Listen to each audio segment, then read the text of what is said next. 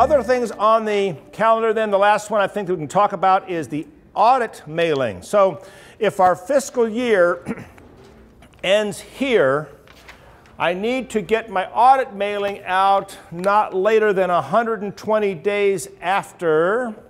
So 120 days, that would be orange, would put me at April 30th, I believe that is.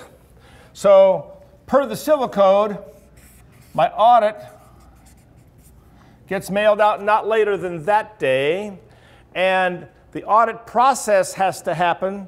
My bookkeeping department has to have time to finish the books. So December's finished. I know that I don't get my bank statement until around the 10th, when the bank statements finally show up from the bank, so I can start working on the financials and get all that done. I'm probably not going to have my financial out in time for this meeting like I would like to. You've probably heard that before, whereas the first meeting after the fiscal year closes, the financials might be a little bit later because there's more processing to do. The bookkeeper wants to spend a little more time verifying what's in the bookkeeping and all the journal entries are right, etc., because she's also preparing to send this out to the auditor.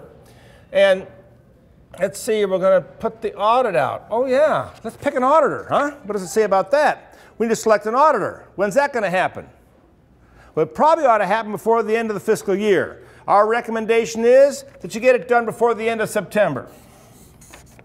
So if you're going to select the auditor here, then we ought to talk about it here or maybe here. You don't want to wait till here, although you could, because he's not going to start new work probably until he gets out of the end of December. But the auditor is preparing some stuff to know what clients he has and how much work he has to do. If I engage my auditor in December or January, I'm behind the 8 ball. He's going to laugh at me. Steve, come on. I've already booked all my time. How am I going to fit you in? I've got lots of associations, lots of other clients that aren't even HOA related that I've got to take care of.